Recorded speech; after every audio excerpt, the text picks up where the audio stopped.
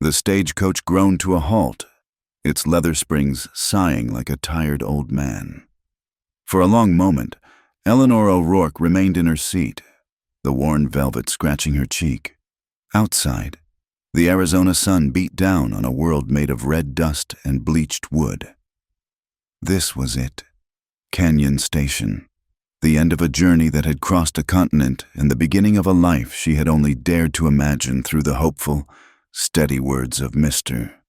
Jacob Hale's letters. She clutched her reticule, the crisp paper edges of his last letter a reassuring pressure against her palm. She had been a teacher in Boston, her world one of chalk dust, ordered desks, and the quiet rustle of turning pages. But the city had become a cage of gray skies and grayer memories after her parents were gone. Jacob Hale's advertisement for a wife had been a window flung open.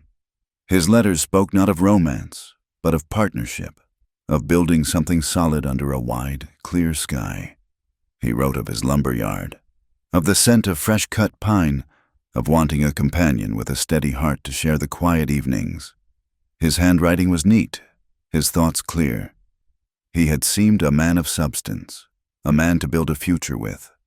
Taking a deep breath, Eleanor pushed open the coach door and stepped down into the blinding light. The dust, fine as flour, immediately coated her good traveling boots. The town was little more than a single street clawed from the wilderness, flanked by a dozen or so buildings, a general store, a saloon whose bat-wing doors flapped lazily, a livery stable, and a raw-boned wooden chapel with a stark, unadorned cross. Giant saguaro cacti stood on the surrounding hills like silent sentinels, their arms raised to the unforgiving sky. From somewhere down the street came the rhythmic, resonant clang of a hammer on an anvil, a sound of purpose in the oppressive afternoon heat. A small crowd had gathered, their faces a mixture of idle curiosity and sun-squinted suspicion. A woman traveling alone was a spectacle. She scanned their faces, searching for the man from the small photograph he had sent, a serious-looking man with kind eyes and a neatly trimmed beard.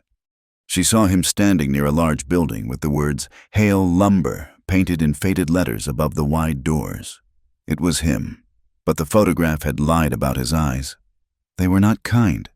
They were darting and nervous, like a rabbit's. He was smaller than she had imagined. His shoulders slumped inside his Sunday coat.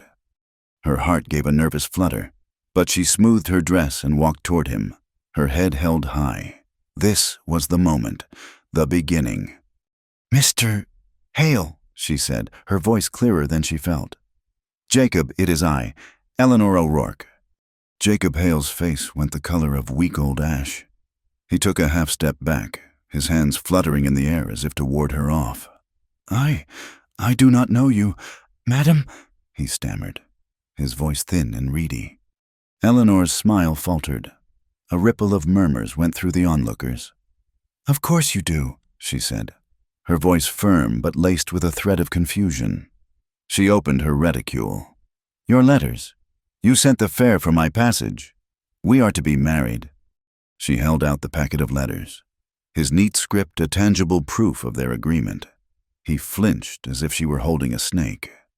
"Those are not my letters," he cried, his voice rising to a panicked squeak. "I wrote no such thing. This is some sort of trick. A forgery." The crowd pressed closer, their curiosity turning sharp and ugly. A large man in a tailored suit, a heavy gold watch chain glinting on his vest, stepped forward. His face was fleshy and shrewd, his eyes small and calculating. He placed a proprietary hand on Jacob Hale's shoulder. Now, Jacob," the man said, his voice a smooth, deep rumble that cut through the whispers. "There is no need to get overwrought." He turned his gaze on Eleanor, and it was like being appraised for livestock. "I am Sterling Pike. It seems this lady has made a long journey under a false pretense." He let the words hang in the air, heavy with insinuation. "It happens. Some women are prone to misunderstanding a man's intentions, especially when there is money to be had." From beside Mr. Pike, a man in a black preacher's coat, Reverend Amos Wyatt, nodded gravely. A regrettable situation. The temptations of the road can lead a soul astray. Eleanor felt a hot flush of outrage creep up her neck. Her spine stiffened. "There has been no misunderstanding," she said, her voice ringing with indignation. She looked directly at Jacob, ignoring the other men. "You wrote to me for 6 months. You told me of your life, of your hopes.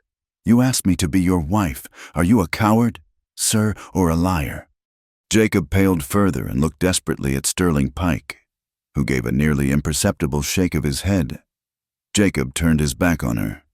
The gesture was more final than a slap, more brutal than a slammed door. It was a public erasure. "I believe the lady is mistaken," Pike announced to the crowd, his voice resonating with authority. "Jacob Hale is a respectable member of our community. He has been deceived, as have we all. He gave a signal to the stagecoach driver, 'Her trunk,' with an apologetic shrug. The driver hauled Eleanor's small, sturdy trunk from the boot and set it in the dust beside her.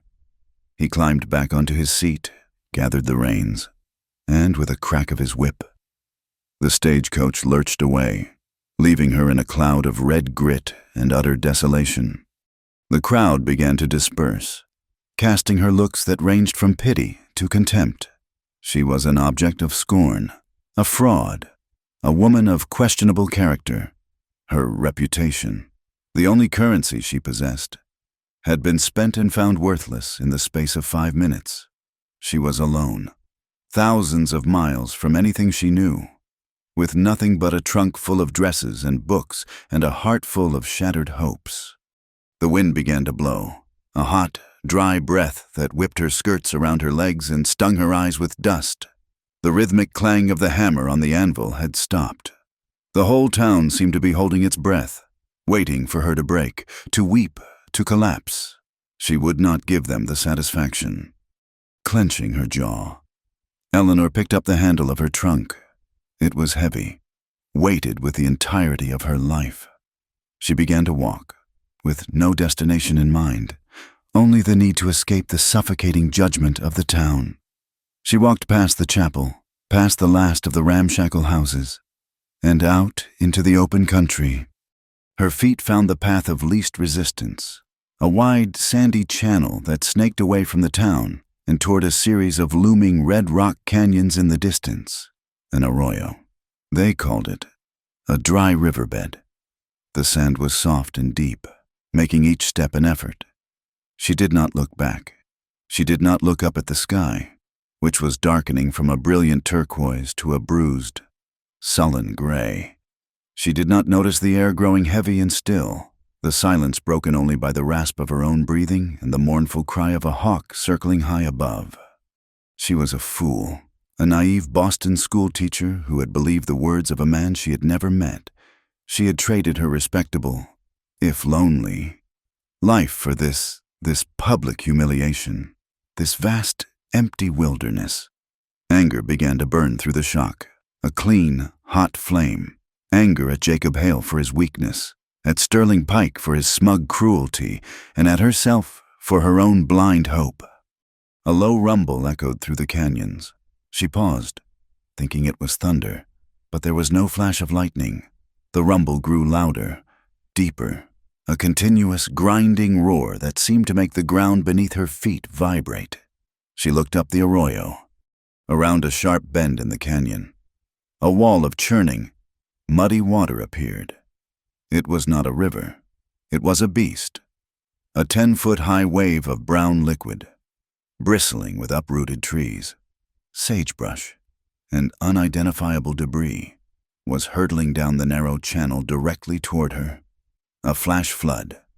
Fear, cold and absolute, seized her. She was frozen for a heartbeat, mesmerized by the terrifying power of the water. Then instinct took over. She scrambled for the side of the arroyo, her boots slipping in the deep sand. The rocky walls were steep, almost sheer. She clawed at the red stone, her nails breaking, her fingers finding no purchase. The roar was deafening now. She could feel the spray on her face.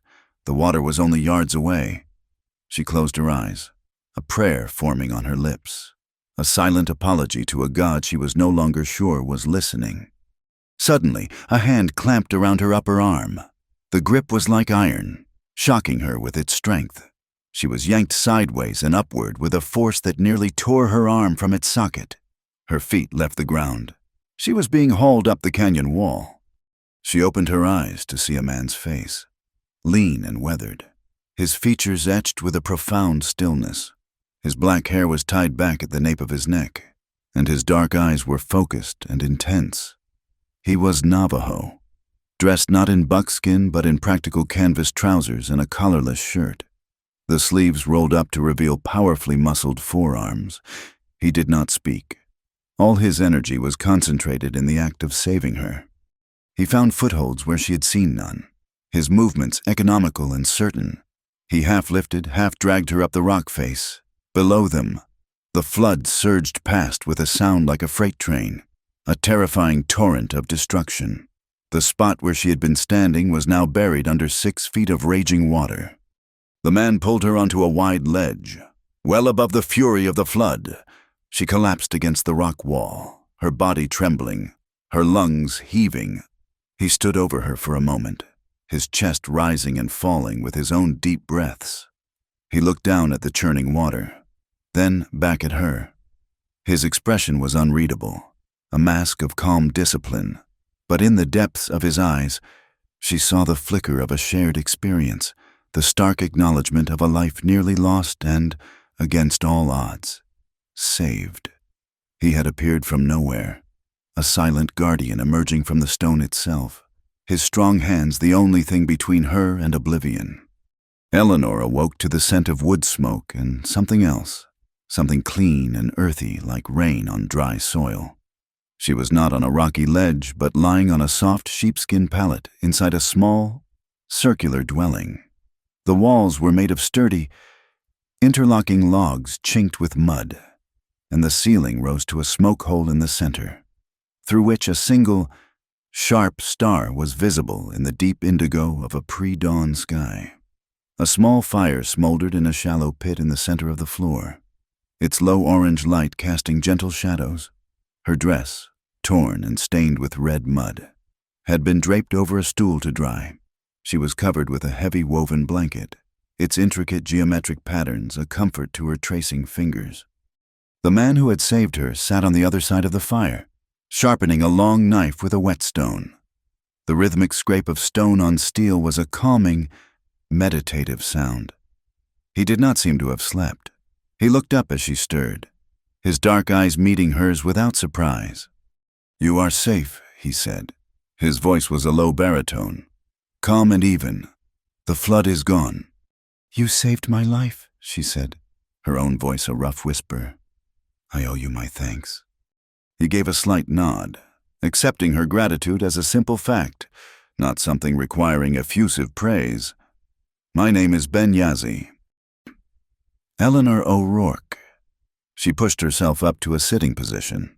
Her body ached, and her head felt thick, but she was whole. "Where am I?" "My home," he answered simply. "It is next to my forge. You heard the noise of my work when you arrived in town." So he was the blacksmith. The sound of purpose she had noted just before her world had crumbled. It seemed a lifetime ago. The memory of Jacob Hale's face, pale with fear and deceit, rushed back, bringing a fresh wave of humiliation. Ben Yazzie seemed to sense her distress. He rose and poured water from a clay jug into a tin cup, handing it to her. "Drink. The water is clean." She drank gratefully. He then offered her a piece of flatbread, warm and slightly smoky from the fire. As she ate, a young woman entered, moving with a quiet grace that reminded Eleanor of Ben. She had the same high cheekbones and serious eyes, but her mouth was quicker to smile. She carried a small bowl. "This is my sister, Atsa," Ben said. "She is a healer." "You took a hard fall," Atsa said, her English clear and precise. She knelt beside Eleanor and offered her the bowl. It contained a warm, fragrant tea. "This will help with the aches." As Eleanor drank, Atsa gently examined her scraped hands and the bruise forming on her temple. her touch both professional and kind. Eleanor stayed in the small cabin for 2 days. Recovering her strength, Ben was a quiet, constant presence. He offered her food and shelter without question, yet he maintained a respectful distance. He slept outside, by the door of his forge, leaving her the privacy and security of his home. It was a gesture of profound decency that touched her more than any words could have. He was a man whose actions spoke of his character, a stark contrast to the men of Canyon Station. On the 3rd morning, she knew she could not impose on his charity any longer. She put on her now cleaned and mended dress and met him outside as he stoked the coals of his forge. The morning air was crisp, and the sky was a vast, cloudless blue. "Mr. Yazzie," she began, "I cannot thank you enough for your kindness, but I must find a way to support myself and leave your care." He slid a long piece of iron into the glowing heart of the fire, his eyes fixed on the metal. The town is not a kind place for a woman alone, especially after what happened at the station. News traveled fast, of course he knew. Nevertheless, "I must try. I am a teacher. Perhaps the boarding house needs help, or the church." He turned the iron in the coals. A shower of orange sparks danced in the air. He did not look at her, but she felt his skepticism. "Be careful, Miss O'Rourke." Her first stop was the boarding house, a 2-story building that looked like it might collapse in a strong wind. The woman who ran it, a Mrs. Gable with tired eyes and flour on her apron, listened to Eleanor's request for any work, cleaning, cooking, anything at all. "I am sure you are a good worker."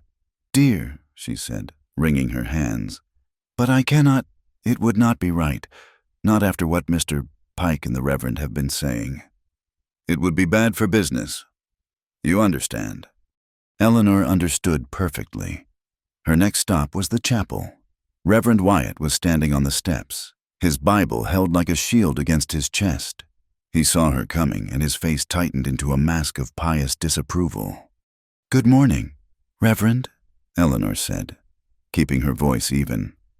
"I am a teacher by trade. I wondered if the church had need of someone to start a school for the children of the town."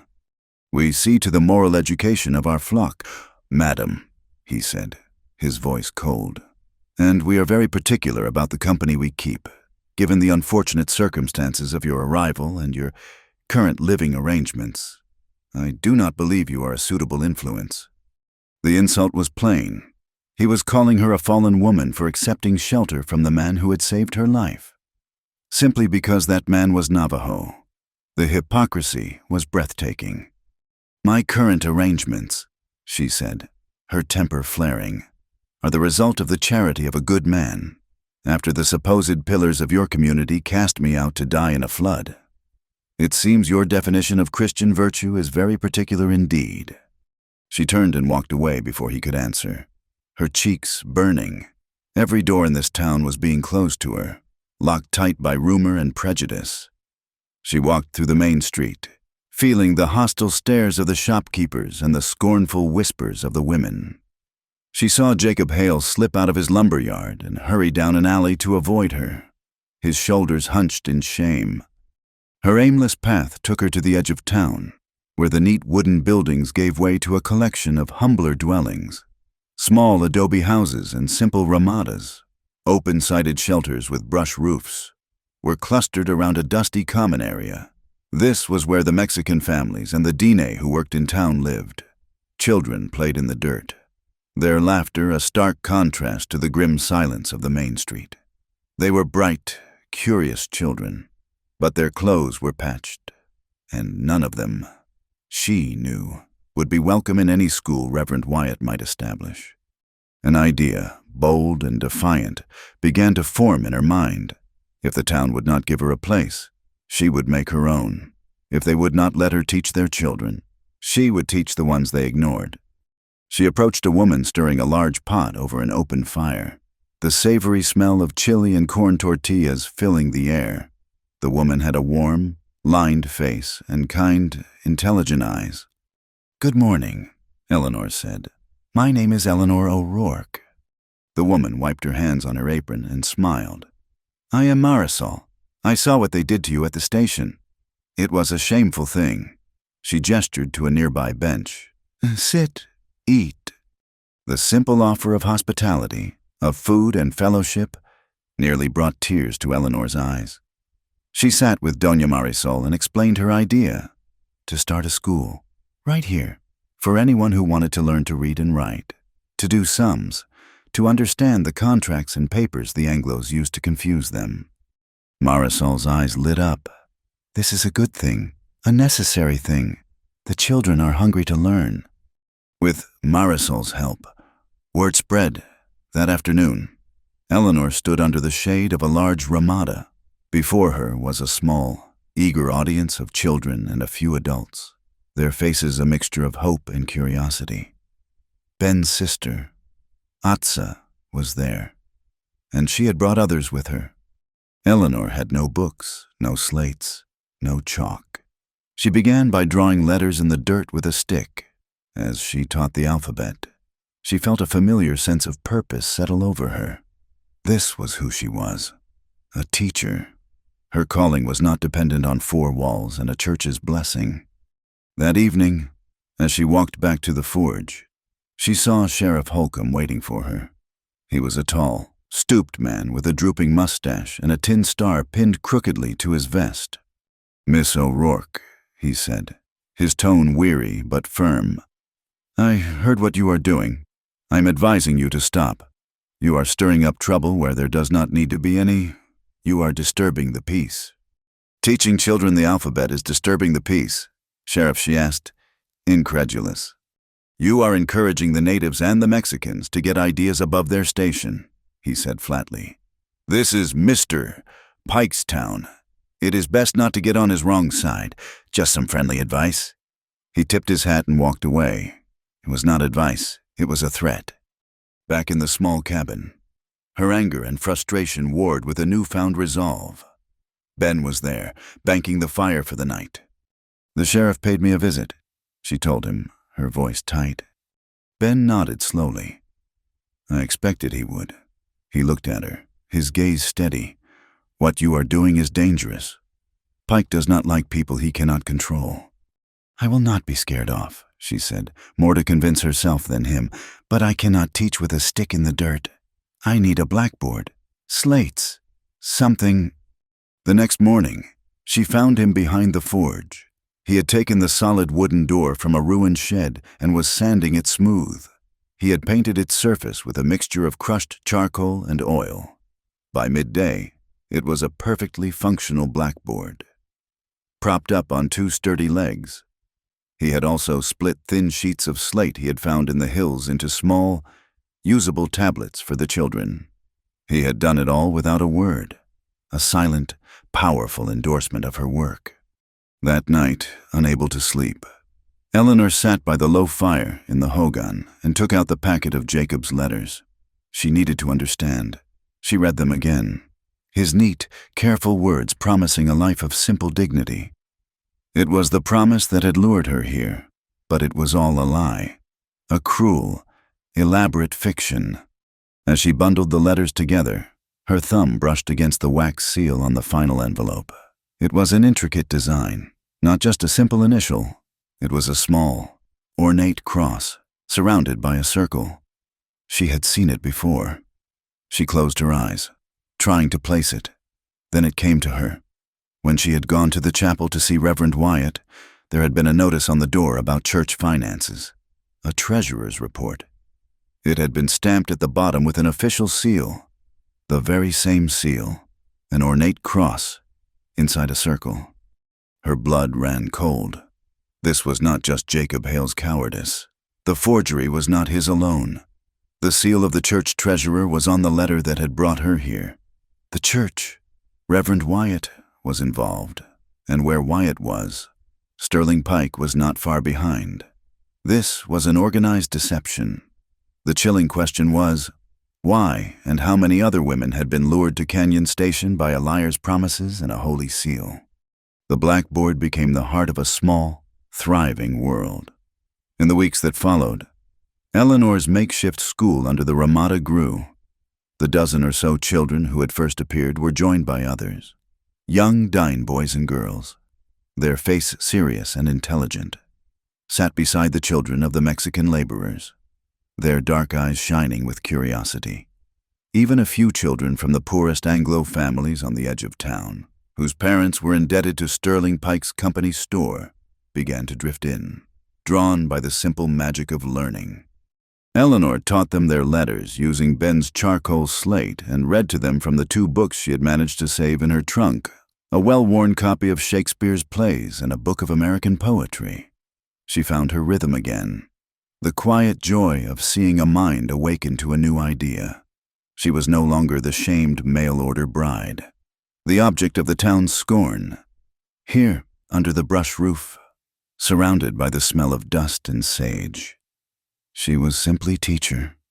Her world became a tapestry of new sensations, the sharp, savory scent of Doña Marisol's cooking from her nearby home, the soft cadence of the Dine language spoken between Atza and her brother, the feel of the hot, dry wind on her skin. She learned to grind corn, to distinguish the tracks of a coyote from those of a stray dog, to know by the color of the sky when a storm was gathering over the distant mesas. Ben remained a quiet, steadying presence.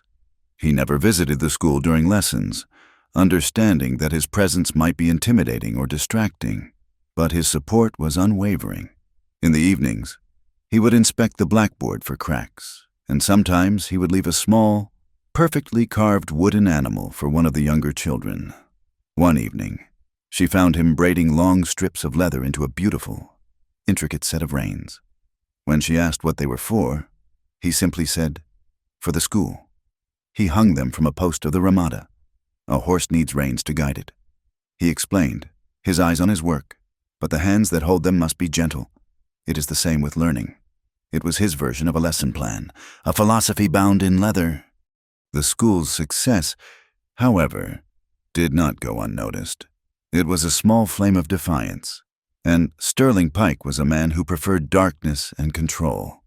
One afternoon, 2 men rode up to the ramada. They were not from Canyon Station. They were rough men with cold eyes and revolvers strapped low on their hips. They dismounted and swaggered toward the school, their spurs kicking up little puffs of dust. The children fell silent, shrinking back from the raw menace the men projected. "Well, looky here, Cale," one of them drawled, a yellow-toothed grin splitting his face. "A little school for the savages." Eleanor stood up, placing herself between the men and the children. "May I help you?" she asked, her voice betraying none of the fear that was a cold knot in her stomach. The man named Cale, who was bigger and had a cruel, pinched face, walked right up to the blackboard. "Mister, Pike sends his regards," he said. "He thinks all this book learning is giving folks the wrong ideas." With a sudden, violent motion, he kicked one of the blackboard's legs. The board crashed to the ground, splitting down the middle. A collective gasp came from the children. "You tell your people," the first man said, his eyes now fixed on the Dine children, "that the spring they have been using is on Mr. Pike's land. He has been generous, but his patience is wearing thin. The trespassing needs to stop. The water is for his cattle, not for them." He spat a brown stream of tobacco juice into the dirt near Eleanor's feet. "The school closes, and the spring stays open. You got 1 week." They mounted their horses and rode off, leaving a pall of fear behind them. The lesson was over for the day. That evening, a council was held. The men of the Dine community gathered around a fire near Ben's forge. The stars overhead were a brilliant, cold canopy in the blackness. The air was still, and the only sounds were the crackle of the fire and the low, serious murmur of voices. Ben stood before them, his face impassive in the firelight. He translated Eleanor's account of the threat for the elders. An older man with a face like a wrinkled map spoke, his voice raspy with age. "The spring has always been ours. Our grandfathers drank from it before the Bilagana, the white people. Ever saw this land? It is life. To take the water is to take our breath." A younger man, his face taut with anger, jumped to his feet. "We should fight. We should not let these men push us from our land like before." Ben held up a hand for silence.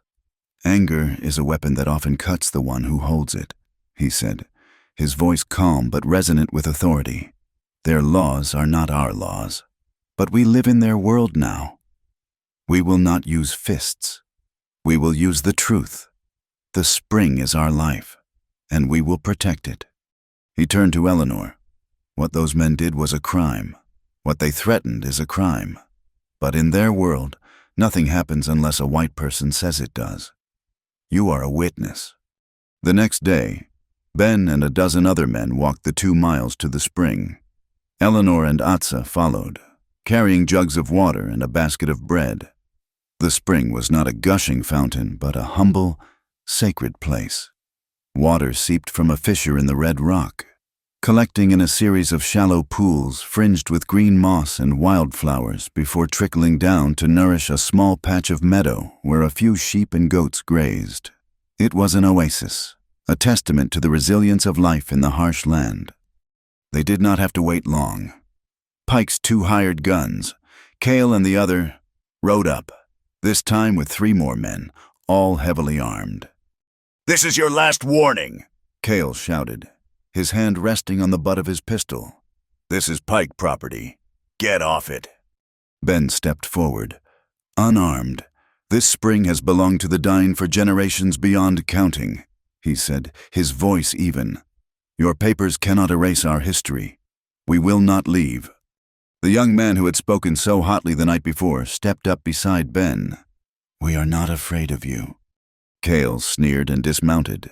He walked toward the young man, puffing out his chest. "You should be—" He shoved the young man hard. The man stumbled back but did not fall, his hands clenching into fists. The tension was a physical thing, a high, thin wire humming in the air. A single wrong move would snap it.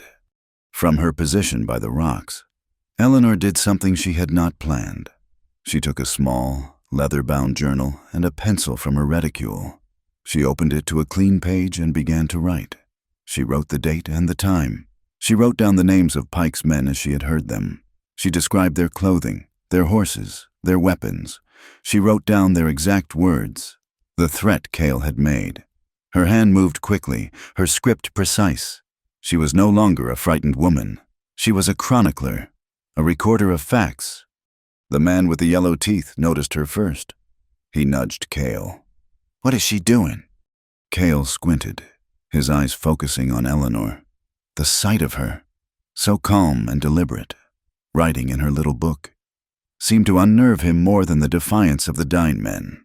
A fist fight he understood, a gunfight he was prepared for, but this silent, meticulous recording of his actions was something new, something he could not bully or threaten.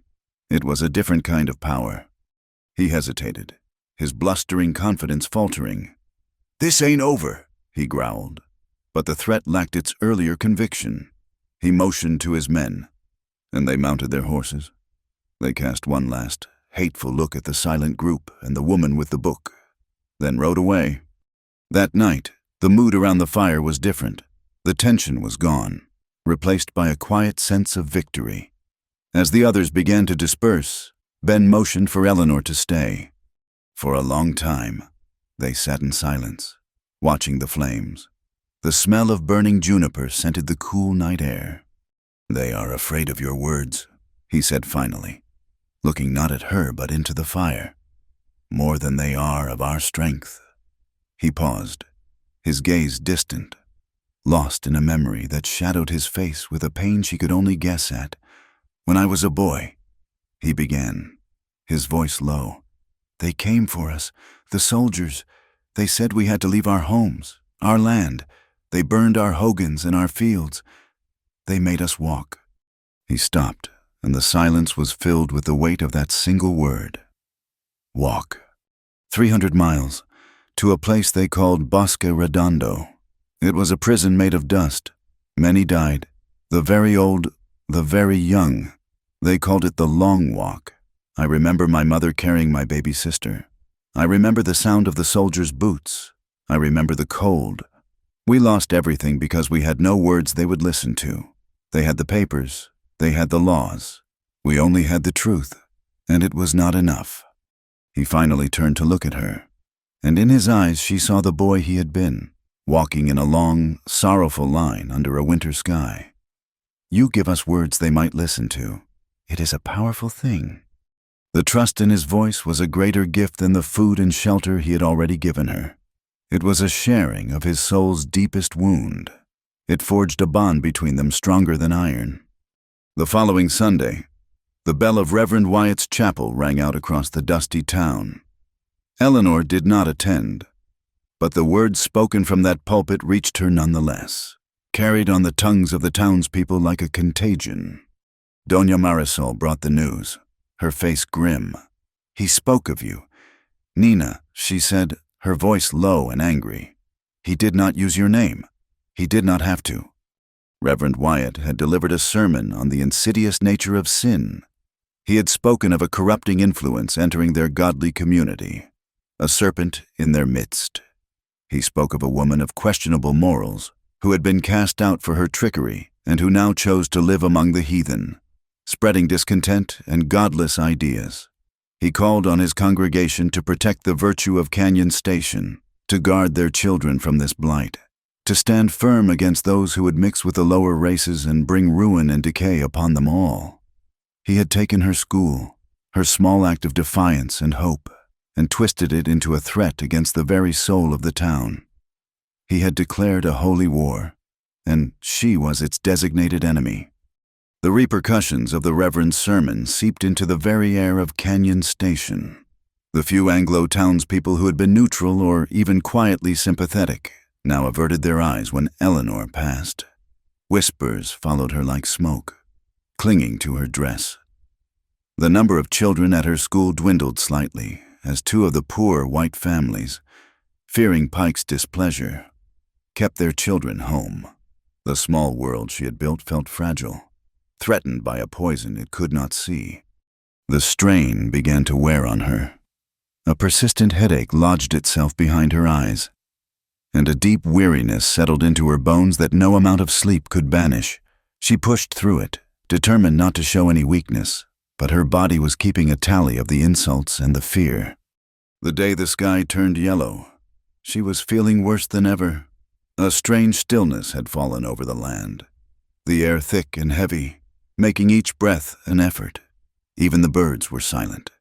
Ben, his eyes on the horizon, worked with a grim urgency, securing the shutters on his forge and checking the roof of the small hogan. "A bad one is coming," he said, his voice low, "a dust storm." By mid-afternoon, the world had disappeared. The wind came first as a low moan, then a rising shriek. Then the dust hit, a solid wall of reddish-brown grit that blotted out the sun and turned the day to a suffocating twilight. It was a physical assault, the wind battering the small log cabin, fine sand finding its way through every tiny crack, coating everything with a gritty film. The sound was a continuous, deafening roar, as if the world were being scoured to the bone. Inside, Eleanor lit an oil lamp, its flame dancing wildly in the turbulent air. The small space felt like a ship tossed on a raging sea. Her head was pounding in time with the howling wind, and a feverish heat was spreading through her.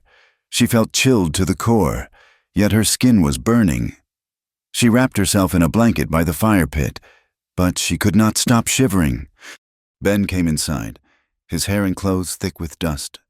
He checked the seal around the door, then added a log to the fire. He looked at her, his brow furrowed with concern. "You are ill," he stated simply. "It is just a chill," she insisted, though her teeth were chattering. He felt her forehead with the back of his hand.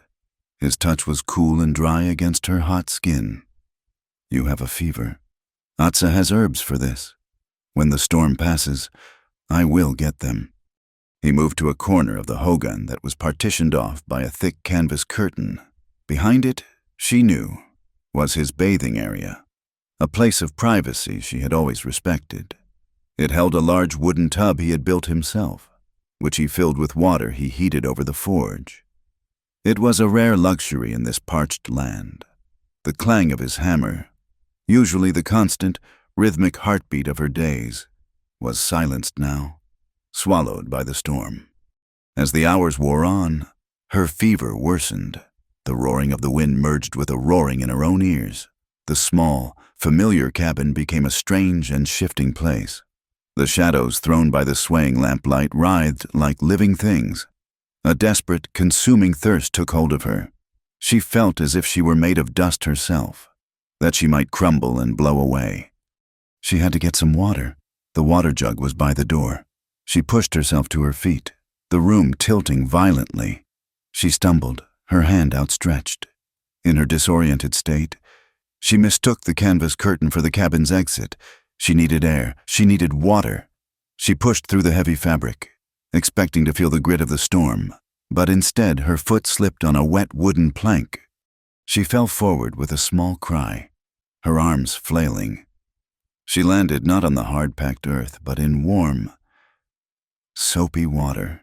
For a disoriented second, she registered the scent of lye soap and hot metal and the shocking sensation of being submerged to her elbows. Then she realized where she was, and that she was not alone. Ben was in the tub. She had fallen directly against him. He caught her, his hands clamping onto her upper arms to steady her before she could go under completely.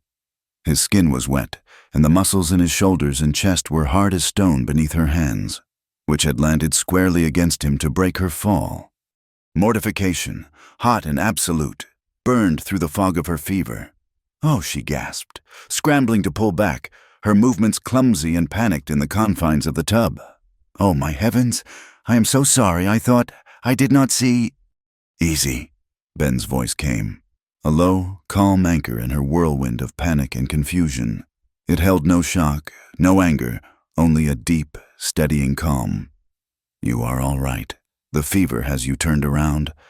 His hands did not leave her arms. They were not holding her, not restraining her, but simply supporting her, preventing her from slipping again. They were the same strong, capable hands that had pulled her from the flood, that shaped stubborn iron into tools of purpose. They were hands that knew how to hold without taking. "Let me help you," he said, his voice still quiet, with an effortless strength. He guided her back to her feet on the wooden planks outside the tub. He stood, heedless of his own state, and reached for a thick wool blanket hanging on a peg. He wrapped it securely around her shivering shoulders, cocooning her in its warmth. He guided her back to the pallet by the fire, his hand a firm, impersonal pressure on her back. He moved with an economy of motion, his focus entirely on her well-being. He stoked the fire, then put a small pot of water on to boil, adding a handful of dried, shredded bark from a pouch. The entire incident was over in less than a minute. He treated it not as a shocking breach of privacy, but as what it was, an accident caused by illness. By refusing to be embarrassed himself, he spared her the worst of her own shame. He handed her a steaming cup. "Willow bark," he explained, "for the fever." She took it, her hands still trembling, though now more from the aftermath of shock than from the chill. She could not bring herself to look at him. She stared into the fire, her face burning. The wind howled outside, a wild symphony that somehow made the silence inside the hogan even more profound. "I am so sorry. Ben," she whispered, her voice thick. I was so confused." "There is nothing to forgive." "Eleanor," he said, using her first name for the first time. It sounded natural. "Right. A person in a fever is not themselves. Drink the tea." She drank. The tea was bitter, but warmth spread from her stomach through her limbs. The violent shivering began to subside. He sat on the other side of the fire, as he always did, taking up a piece of leather and a tool and beginning to work. The familiar, quiet industry of his hands was immensely comforting. He had erected a wall of normalcy around her moment of utter chaos. The storm raged on, isolating them from the rest of the world, in the flickering light of the lamp, with the wind as their only companion. The last of the barriers between them seemed to dissolve into dust and blow away. The formal roles they had played, of rescuer and rescued, of landlord and tenant, felt hollow. They were simply two people, taking refuge from a storm both outside and in. I am afraid, she confessed to the fire, the words emerging before she had even thought them. Not of the storm, not of Pike's men.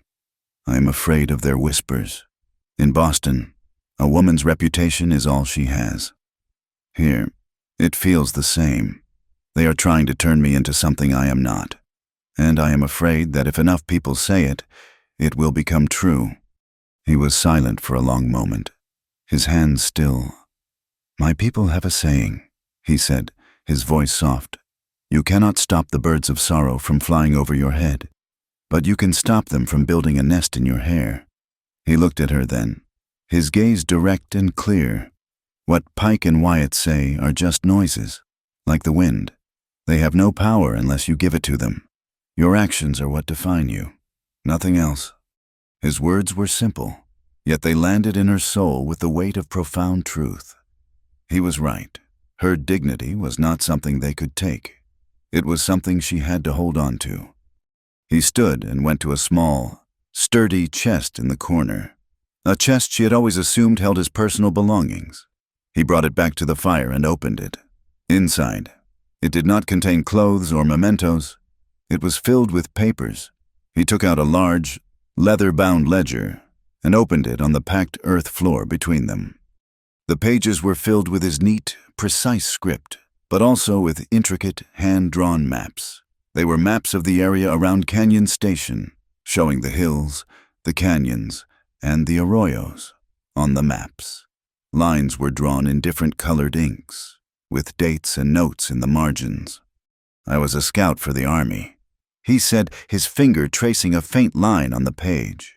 I learned to read their maps. I learned to understand their survey markers. This is the official survey of this territory, from 10 years ago. This line marks the edge of the land granted to the railroad. He pointed to a small stone marker on his map, and this line marks the northern boundary of Pike's holdings. He flipped the page. It was another map, almost identical, but with a new line drawn in red ink.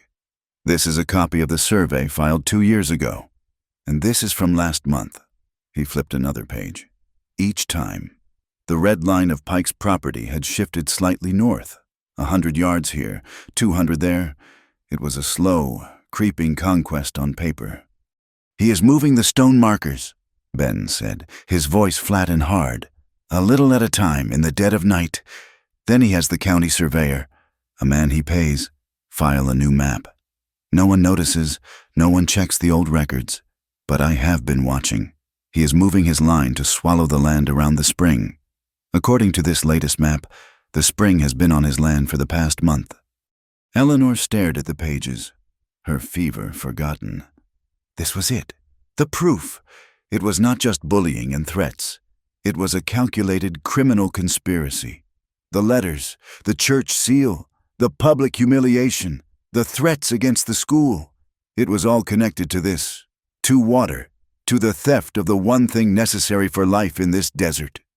She looked from the damning evidence in the ledger to the face of the man who had gathered it. He was trusting her with his secret, with a truth that could get him killed. The accident in the tub had washed away his final reservations. He had shown her his deepest wound when he spoke of the long walk. Now he was showing her his sharpest weapon. The quiet room in the heart of the storm had become a war room, and she was no longer a victim. She was a partner. The dust storm had scoured the world clean, leaving behind an unnerving clarity. The sky was a higher, sharper blue, and the red rocks of the canyons seemed etched in finer detail. In the quiet aftermath, the ledger Ben Yazzie had revealed felt like a stone dropped into a still pool, its ripples spreading outward, altering everything. They were no longer reacting to Sterling Pike. They were preparing to move against him. The hand-drawn maps were damning, but they were Ben's work. To challenge Pike, they needed the Anglo world's own proof against itself. The county surveyor in Silver Butte filed these, Ben said, his finger tapping the copies of the falsified maps. But the orders, the payments, must have come from here, from Pike. The telegraph office, Eleanor said, the pieces clicking into place. It's the only way to send messages that quickly. If we could see their records. "The telegraph operator is a young man named Finch," Ben said. "He is afraid of his own shadow, and his shadow is cast by Sterling Pike." They waited 2 days, observing the office. Mr. Finch was meticulous. He closed the office for an hour at midday, locking the door and walking to the boarding house for his meal. It was their only chance. Ben had studied the lock. It was simple, designed to keep out idle curiosity, not a determined man who understood mechanics. On the 3rd day, as the noon whistle blew, they watched Finch scurry down the street. Ben moved to the door of the telegraph office, a thin piece of steel he had fashioned in his forge in his hand. He worked with a quiet, focused intensity. The lock clicked open with a sound that was barely audible. Inside, the air was stale and smelled of ozone. A large clock ticked loudly on the wall, measuring out their stolen minutes. Spindles on the main desk were crammed with messages. But what they needed were the logbooks, the official copies of every telegram sent and received. They found them under the counter, a series of thick, bound volumes. Ben stood guard at the window while Eleanor, her hands moving with a teacher's practiced speed, began to turn the pages. Her eyes scanned the columns of terse, coded language. She found them quickly. Telegrams from Pike to the surveyor in Silver Butte. Confirm new boundary marker placement. Payment forwarded. There were messages to Sheriff Holcomb expecting shipment. Ensure order.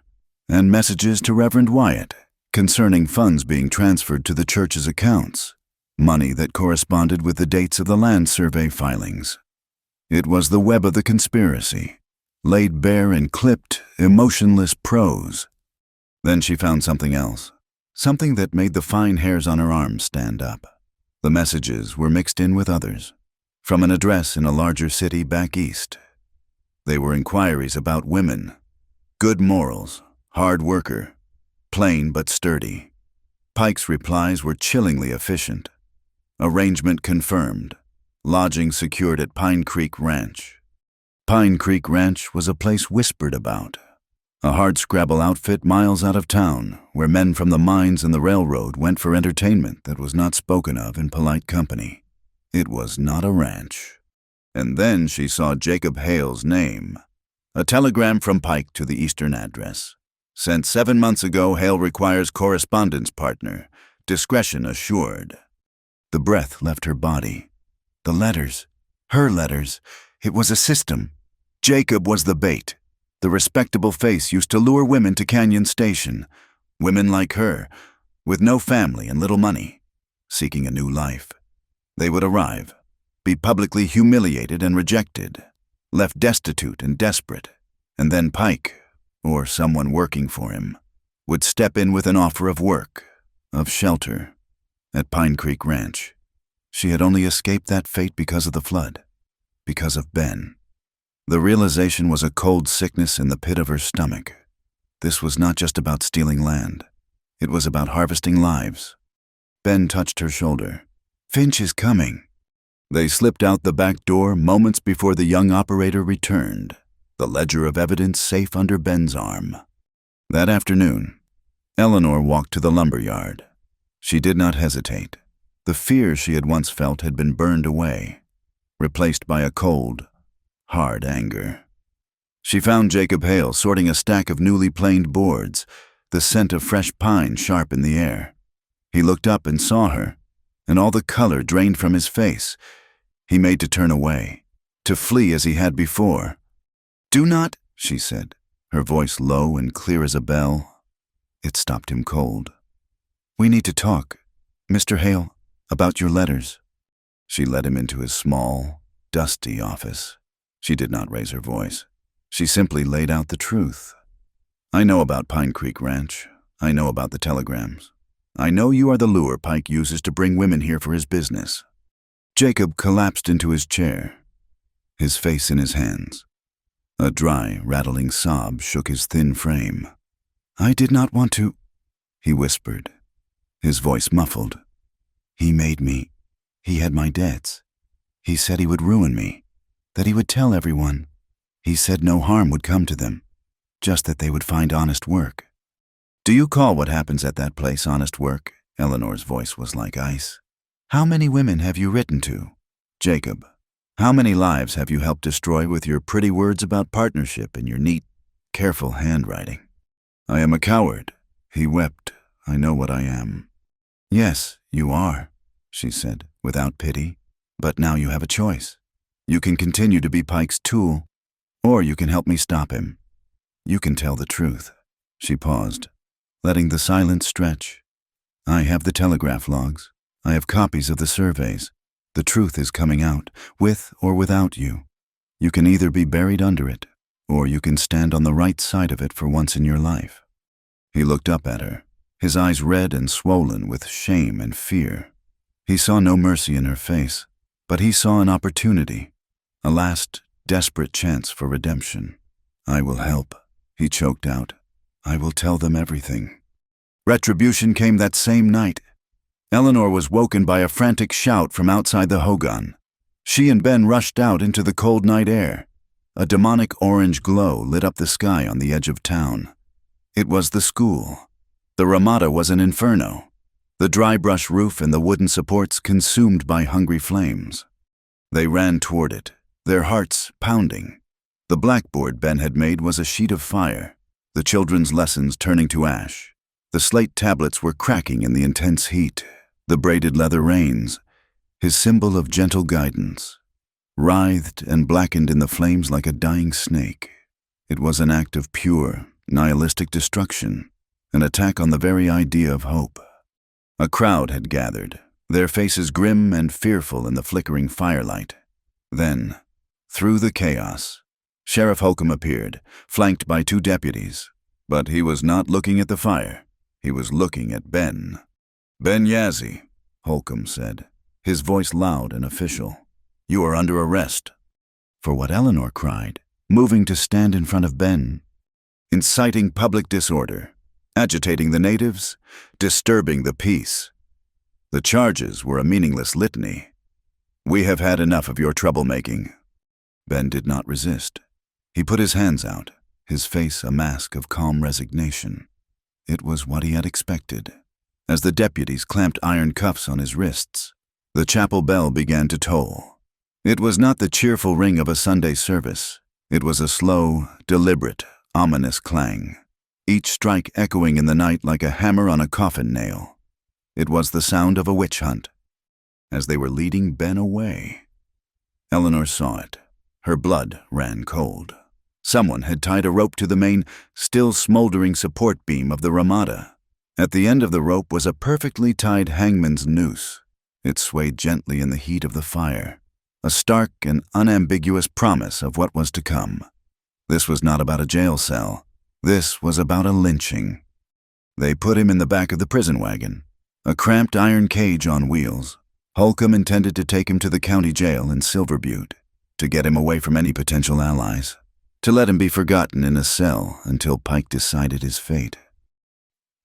Eleanor stood helplessly, watching the wagon door clang shut. A profound sense of despair washed over her. She had pushed, and Pike had pushed back with overwhelming force. She had brought this down on Ben. But then, out of the shadows, a figure emerged. It was Atsa. Her face was calm, but her eyes held a fire that matched the burning ramada. And she was not alone. Behind her came Doña Marisol, her face set like stone, and behind her, more women, 12, then 24, Dine women in their beautiful woven blankets, and Mexican women with dark shawls pulled over their heads. They carried no weapons. They did not shout or scream. They simply emerged from the darkness, a silent, implacable river of women, and formed a human wall in front of the prison wagon. Sheriff Holcomb, startled, pulled his horse to a halt. "Get out of the road," he yelled, his voice cracking with uncertainty. "This is official business." Atsa stepped forward. Her small frame seemed to radiate an immense power. "This man has committed no crime," she said, her voice not loud, but carrying over the crackle of the fire. "He is our brother, our healer, our friend. You will not take him." "I have the law on my side," Holcomb blustered, his hand moving toward his gun. "We have justice on ours. Atsa replied. The women stood their ground. They did not flinch. They simply stood, a silent, powerful testament to community. Holcomb looked at their faces, at their unyielding eyes, and he saw something he could not intimidate, could not bribe, could not arrest. He was one man with two deputies. He was facing the entire soul of a community. To get past them, he would have to spill blood. He faltered. He looked over at the smoldering ruins and the swaying noose, then back at the determined faces of the women. He was a bully and a coward, and his nerve broke. With a curse, he jerked his head at one of his deputies. "Let him out." The deputy, looking relieved, unlocked the cage. The iron door swung open. Ben Yazzie stepped out, his hands still cuffed. He paused for a moment, looking at the women who had faced down the law for him. He looked at Atsa, his sister. Then his eyes found Eleanor. Doña Marisol stepped forward with a heavy iron skillet from her kitchen. She did not say a word. She simply held it out to the deputy, who, after a moment's hesitation, took it and smashed the chain connecting Ben's cuffs. Ben stood free, rubbing his wrists, surrounded by a silent circle of protectors. The chapel bell had stopped tolling. The fire was dying down to glowing embers, but in the quiet, charged air of the night, a different kind of fire had been lit. The fight was no longer about one man's ledger or one woman's honor. It had become a movement. The embers of the Ramada were a gray and black scar on the land, still breathing a faint, bitter smoke into the crisp morning air. The noose was gone, cut down in the night by an unseen hand. But its image was seared into Eleanor's mind. They could not stay.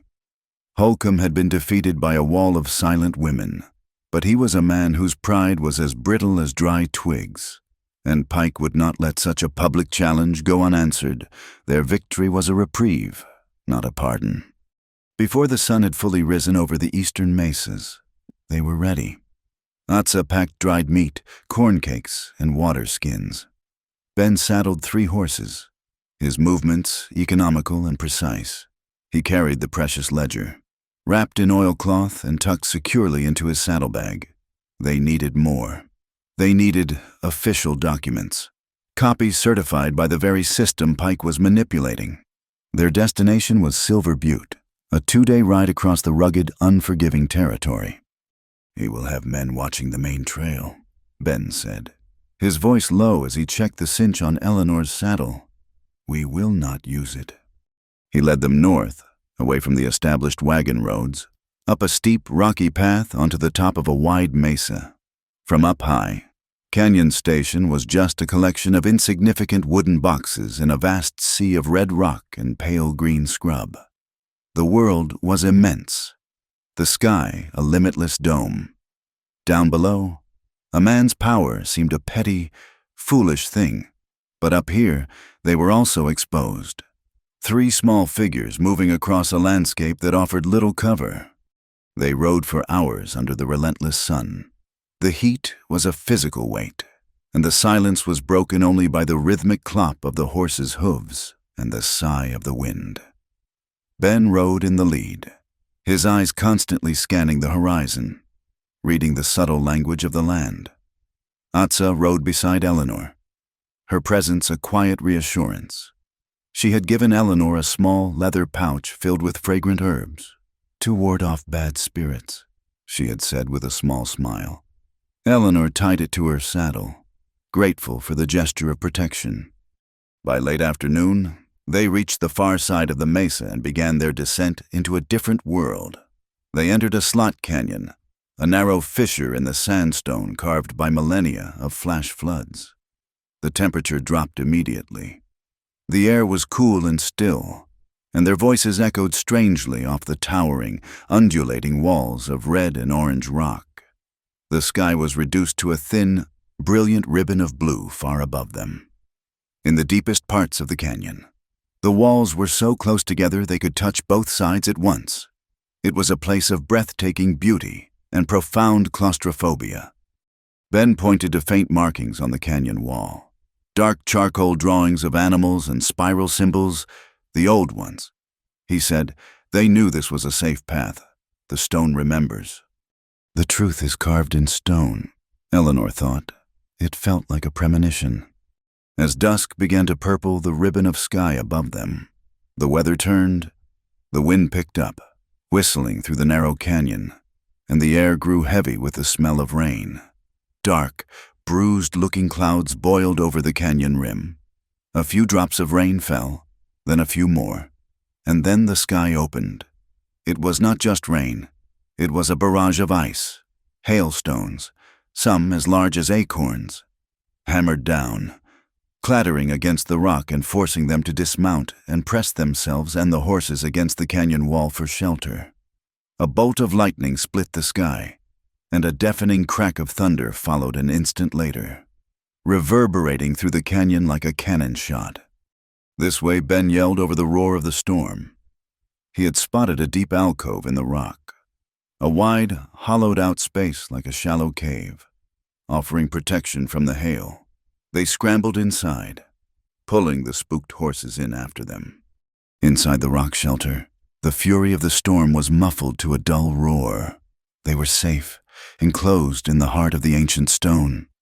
Atsa quickly built a small, smokeless fire with dry wood she carried in her pack, its warmth a welcome blessing against the sudden, penetrating cold. As they sat huddled by the fire, the shared danger and the enforced intimacy of their shelter stripped away all pretense. Ben's face, illuminated by the low flames, was somber. The storm, the feeling of being trapped, seemed to have stirred something deep within him. "The long walk," he said, his voice so quiet Eleanor had to lean in to hear him over the drumming of the hail. "It began in a storm like this, but with snow, the soldiers did not let us shelter. We just kept walking." He stared into the fire, his eyes seeing a different time, a different kind of cold. "My little sister. She was too small. The cold took her. My mother held her until she was stiff. The soldiers made her leave her by the side of the trail." The raw, unadorned horror of his words hung in the small space. Eleanor felt a profound ache in her chest, an empathy so sharp it was almost a physical pain. She reached out, her hand resting on his arm. He did not pull away. His muscles were tense, hard as the rock surrounding them. "My parents died of fever in Boston," she found herself saying, sharing a piece of her own grief. It felt like the whole world went gray. "That is why I answered Jacob's advertisement. I was looking for color again, for a place to belong." He looked at her then, his gaze holding a new softness, a deep understanding that transcended their different worlds. "You have a strong spirit," he said. "It is like the wind that comes after a storm, the one that clears the air. We have a name for that wind. Nilchi Yazi." He said the word slowly, the sounds unfamiliar but beautiful on his tongue. "It means little wind." He looked at her, a faint, rare smile touching his lips. "That is your name." He had given her a name from his own people, from his own heart. It was the most intimate of gifts, an act of seeing her, of truly knowing her. Tears pricked her eyes, but she would not let them fall. Instead, she repeated the name, her pronunciation clumsy. "Nilchi Yazi?" He corrected her gently, and Atsa smiled at them both from across the fire, in that small, fire-lit alcove. Surrounded by the storm, something shifted. The alliance of necessity had deepened into a bond of trust and affection, a quiet love story being written not with flowery words, but with shared memories, gentle corrections of a new language, and the simple, profound gift of a name. The next day they reached Silver Butte. It was a proper town, with a brick courthouse and 2-story buildings. At the land office, a harried clerk with a green eye shade barely looked up at them, when Ben, speaking calm, formal English, explained their purpose. The clerk shook his head. "Survey records are public," he said, his voice nasally, "but you need the right forms, and there is a fee for copies." Eleanor stepped forward, Ben's ledger in her hands. She opened it to the copies of the old and new surveys. "We have the parcel numbers right here," she said, her voice crisp and businesslike. "And we are prepared to pay the fee. We need certified copies of every survey map filed for these parcels in the last 10 years. Her confidence and precision seemed to surprise the clerk. He peered at Ben's meticulously drawn maps, then back at her. With a sigh, he shuffled off into a back room filled with towering stacks of documents. An hour later, he returned with the official maps. They confirmed everything Ben had recorded: the slow, methodical theft of the land, sanctioned and sealed by the county. As he was stamping the copies, Eleanor had an idea. "We also need to see the telegraph receipts for all county business for the past year," she said, her tone suggesting it was a routine request, specifically payments to the church in Canyon Station. The clerk grumbled, but he was a man of process. He located another dusty logbook, and there it was, a record of financial transfers from the county coffers, authorized by Pike's crony on the county board, to Reverend Wyatt's church, disguised as charitable grants for community improvement. The dates matched the land filings and the payments to the surveyor. It was the final link in the chain. As they were leaving, the clerk cleared his throat. He looked around nervously. "You are not the first to ask about Pike," he whispered, pushing a slip of paper across the counter. "There is a federal marshal, a man named Morrison. He has been looking into railroad land fraud. He is a good man. If you have real proof, he will listen." The paper had a name and an address in the territorial capital. Their journey back was filled with a new sense of hope, but also a new urgency. They had the proof. They had a potential ally. But Pike was not a man to be cornered without a fight. They chose a different route, following a high ridge line that gave them a wide view of the surrounding country. It was Ben who saw them first. 2 riders in the valley below, moving fast, their figures small but unmistakable. Cale and his partner. They were not searching randomly. They were riding to intercept them on the most likely path back to the canyons near Canyon Station. "They know," Ben said, his voice grim. "Someone in Silver Butte sent a wire." There was no time for deliberation. Ben spurred his horse, leading them on a wild, desperate ride down the far side of the ridge, into a maze of smaller canyons and dry washes. It was a race, their 3 horses against the pursuers. The chase was a blur of thundering hooves, whipping branches, and gasping breaths. Ben's knowledge of the land was their only advantage. He led them through narrow passages and over treacherous rock falls that a posse would hesitate to cross.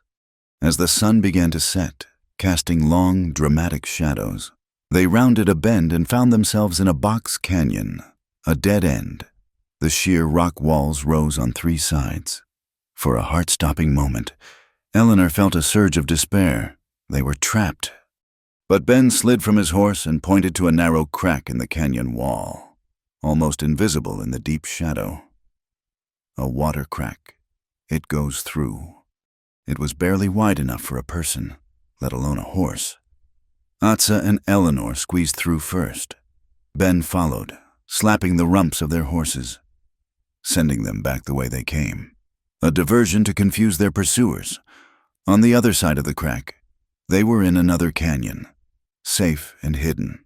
They could hear the shouts of Cale and his men as they found the riderless horses. By the time they discovered the trick, their quarry would be long gone. Exhausted, scratched, and bruised, they found a place to rest as darkness fell. They had the proof, they had escaped their pursuers, and they had the name of a man who might bring the law down on Sterling Pike. In the starlight, Ben looked at Eleanor, his face tired but his eyes clear. He reached out and gently brushed a stray leaf from her hair. The simple gesture was more eloquent than any speech. They had been through fire and flood, through storms of dust and ice, and they were still standing. Together, the real fight was about to begin. They returned to Canyon Station under the cover of a moonless night, ghosts slipping back into a town that wanted them gone.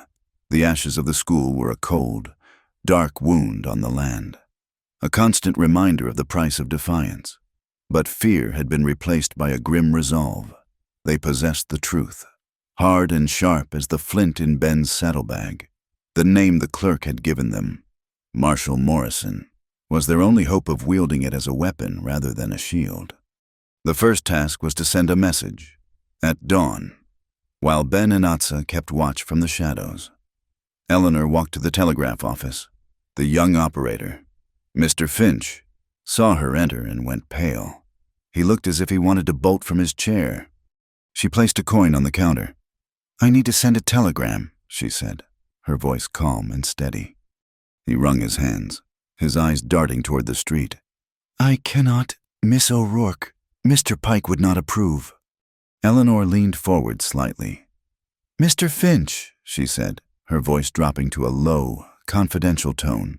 "I have seen the telegraph logs. I have seen the records of payments from the county, and I know about the messages concerning Pine Creek Ranch. A federal marshal is investigating these matters. Aiding that investigation is a crime. Obstructing it is a much more serious one.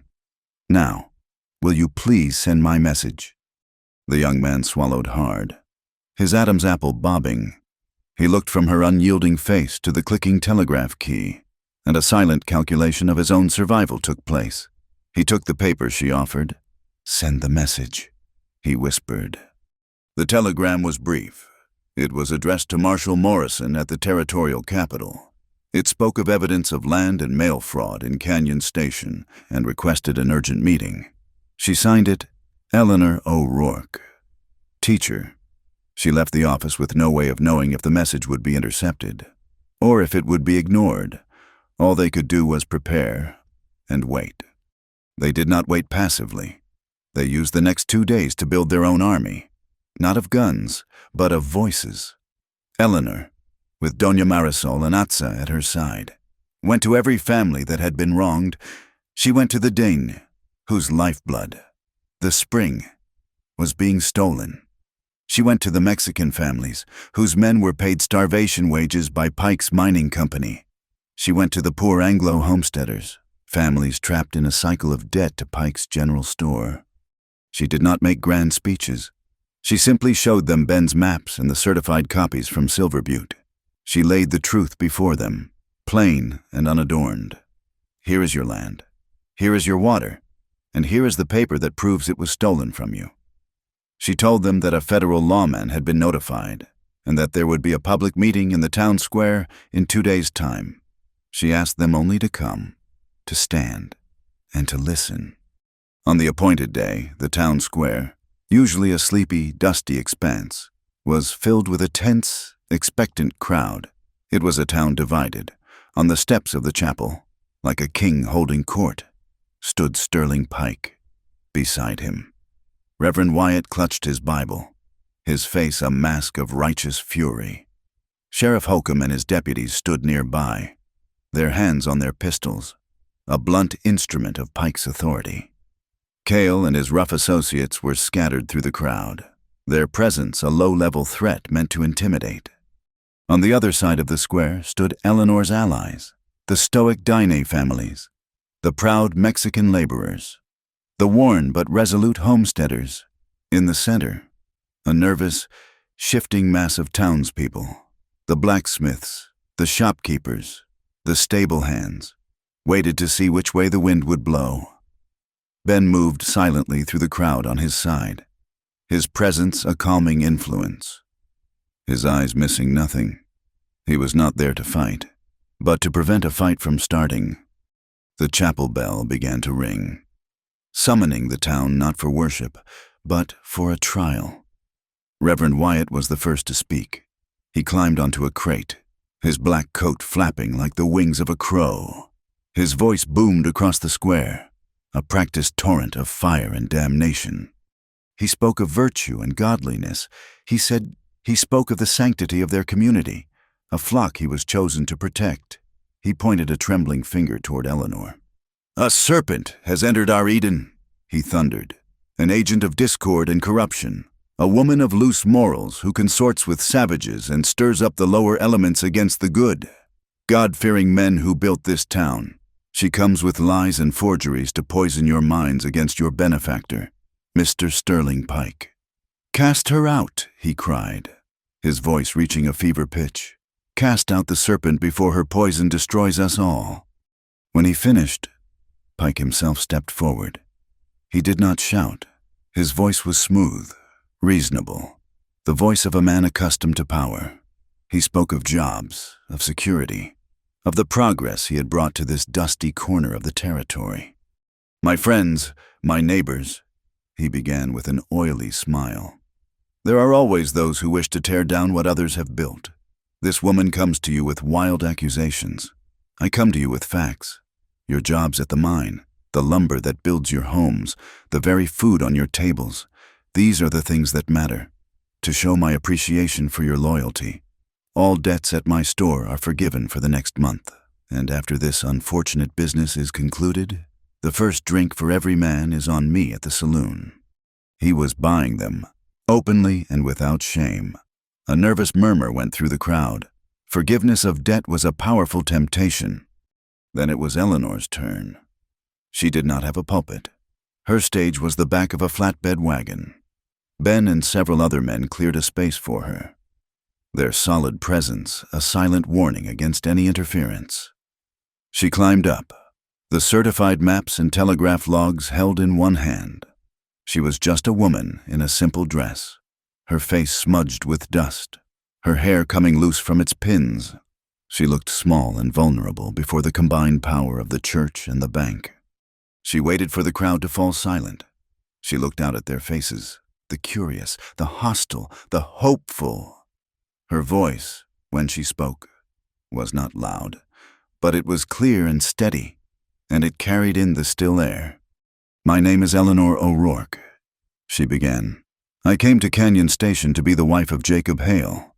I came because of letters he sent me, letters I now know he was forced to write." A gasp went through the crowd. All eyes turned to the lumber yard, where Jacob Hale stood half hidden in the shadows, his face ashen. "I am not here to talk about my reputation," she continued.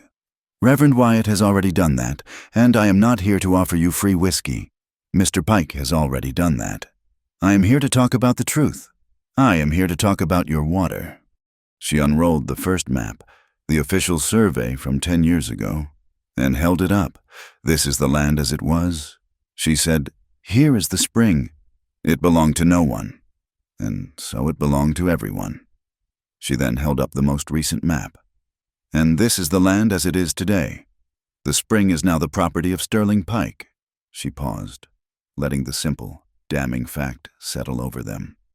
Pike's men began to shout, "Lies, forgery!" The crowd stirred, a dangerous energy beginning to build. "It is no lie," a choked voice called out. All heads turned. Jacob Hale stumbled out of the shadows of his lumber yard, his face a mask of misery. He looked like a man walking to his own execution. "It is all true," he said, his voice trembling but clear enough for all to hear. "I wrote the letters. Mr. Pike forced me. He threatened to ruin me. I was a coward. He told me the women would be cared for. But I knew what Pine Creek Ranch was. I am ashamed of what I have done, but I will not be a party to this any longer." Pike's face was a thundercloud. Cale and another man started to move toward Jacob, but Ben and his allies subtly shifted, blocking their path. The crowd was in an uproar now, a confused, angry roar. Eleanor held up her hand for silence. "This is not just about the Dane," she called out, her voice rising with a passion she did not know she possessed. "This is about all of you." She began to point to people in the crowd, her gaze locking with theirs. "Mr. Abernathy, your small flock of sheep has no pasture. Does it your grazing land was on the other side of that marker? Senora Flores, your children were sick last month from bad water. You used to get your water from the spring. Did you not, Mr. Jensen? You are a farmer. Your well went dry 2 months ago. You had to haul water from the creek. It is because the spring that feeds the water table is being diverted to Pike's cattle." She went on, naming name after name, connecting the abstract lines on a map to their parched fields, their sick children, their dying livestock. She was turning Pike's web of deceit into a weapon against him, making the crime personal to every single person in the square. The angry shouts against her died down. replaced by a low, rumbling anger directed at the man on the chapel steps. It was at that moment that a cloud of dust on the horizon announced the arrival of new riders. A group of 5 men, riding in a disciplined line, entered the town. The man in the lead was tall and wore a dusty coat over a vest bearing the unmistakable 5-pointed star of a United States Marshal. He rode his horse directly into the center of the square and surveyed the scene with calm, authoritative eyes. "My name is Marshal Morrison," he announced, his voice carrying easily. "I received a telegram concerning federal crimes in this town. It seems I have arrived at an opportune moment." He dismounted, his gaze falling on Sterling Pike.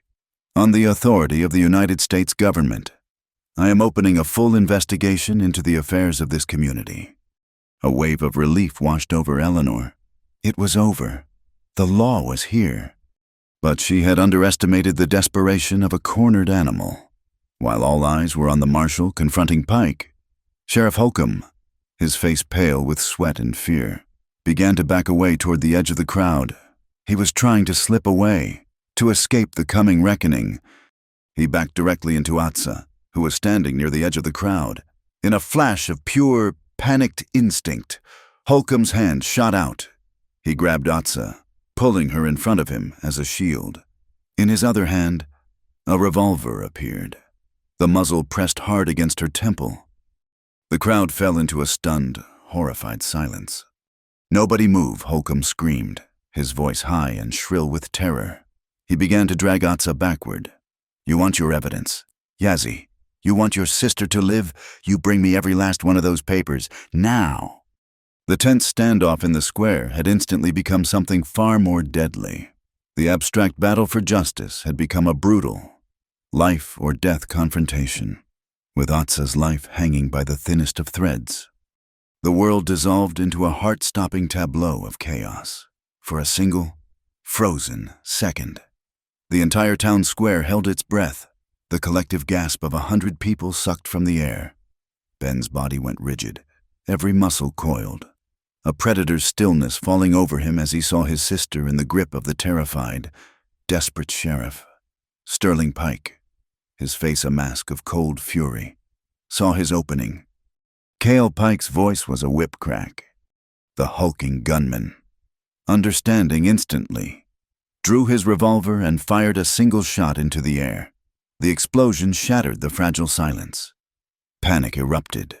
People screamed, shoving and stumbling to get away. Horses reared, their eyes wide with fear. The carefully constructed confrontation dissolved into a stampede. In that maelstrom of confusion, Pike and his inner circle moved. Cale and another man created a wall of menace, pushing people back, clearing a path. Holcomb, his face slick with sweat, began dragging the struggling Atsa backward toward the livery stable. Marshal Morrison and his deputies were instantly in motion, trying to restore order, but the panicked crowd was a thick, unpredictable barrier. "Hold your positions," Morrison roared, but his voice was swallowed by the din. Ben started forward, a low, dangerous sound in his throat, but Eleanor grabbed his arm. "Ben, no, that is what they want. They will shoot her." Jacob Hale, his face a mess of tears and terror, suddenly appeared at their side. "The dam," he gasped, his voice ragged. "I heard them." Pike told Cale to meet him at the temporary dam near Silver Butte. He said he was going to wash the whole slate clean. The meaning hit them with the force of a physical blow. A flood. Pike was not just running. He was going to destroy the evidence. The moved survey markers. The altered landscape. All of it would be obliterated by a wall of water. A catastrophe he could easily blame on a freak storm. And with Atsa as his hostage, he could ensure no one would interfere. By the time Marshal Morrison had corralled the panicked townspeople, it was too late. Holcomb, Pike, and their key men were gone. Along with Atsa, all that remained was a cloud of dust settling in the twilight and the chilling echo of Jacob's warning. There was no time for deliberation, no time for a posse. It would take the marshal hours to gather his men and track them in the failing light. By then, it would be over. "I know the place," Ben said, his voice stripped of all emotion, leaving only a core of cold, hard purpose, a narrow point in the canyon. He damned it to water his cattle. It holds back a lake's worth of water. It would not take much to bring it down. "I am coming with you," Eleanor said, her own voice a reflection of his resolve. They did not argue. They were a single unit now, forged in shared adversity. They took two of the marshal's deputies' horses, the fastest mounts they could find. As they swung into the saddles, Jacob Hale ran to them, pressing a heavy Colt revolver into Eleanor's hand. "I owe you this," he said, his eyes pleading. "I owe her this. I will guide the marshal. I will bring them to you." They rode out into the vast, darkening landscape, two riders against the night. The pursuit was a desperate, punishing race against time. The moon had not yet risen, and they galloped through a world of deep shadows and faint starlight, guided by Ben's intimate knowledge of the land and the burning urgency in their hearts. The wind was a cold knife against their faces, and the rhythmic thunder of their horses' hooves was the only sound in the immense silence of the high desert. Eleanor had never ridden so hard in her life. Fear was a bitter taste in her mouth, but she pushed it down, focusing on the dark shape of Ben's back in front of her, a steadfast beacon in the oppressive darkness. They rode for what felt like an eternity, their horses lathered and their own bodies aching with the strain. Finally, Ben pulled his horse to a halt on a high ridge. Below them, in a deep bowl of rock, they could see it, a faint, flickering light from a lantern. It was the dam. They dismounted, their legs trembling, and crept forward on foot, using the rocks and the twisted juniper trees for cover. The scene below was stark and terrible. The dam was a crude but effective barrier of earth and rock, holding back a large, dark body of water. At its base, Cale and another man were working by lantern light, drilling holes into the rock and tamping in sticks of dynamite. Pike stood watching them, his face impassive and tied to a scrawny tree. Her mouth gagged. "Wazatza." Sheriff Holcomb stood beside her, his gun still in his hand, his eyes constantly scanning the darkness.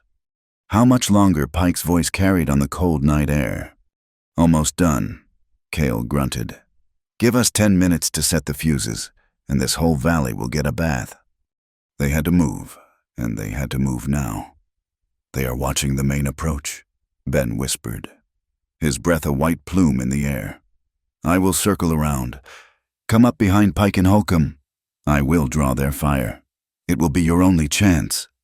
"My chance for what?" Eleanor asked, her heart pounding. "The dynamite," he said, his eyes locking with hers. He pressed a small, heavy object into her hand. It was the knife he used at his forge, its blade honed sharp, its handle worn smooth from his grip. "When I make my move, you go for the fuses. Do not hesitate. You cut them. You cut every one of them." He was entrusting her not just with their lives, but with the life of the entire valley below. Before she could protest, he was gone, melting into the shadows like a ghost. Eleanor was alone, the cold weight of the revolver in one hand and the familiar shape of his knife in the other. She began her own descent, a slow, painstaking crawl down the steep, rocky slope. Every dislodged pebble sounded like an avalanche in the tense silence. Below, the men worked, oblivious.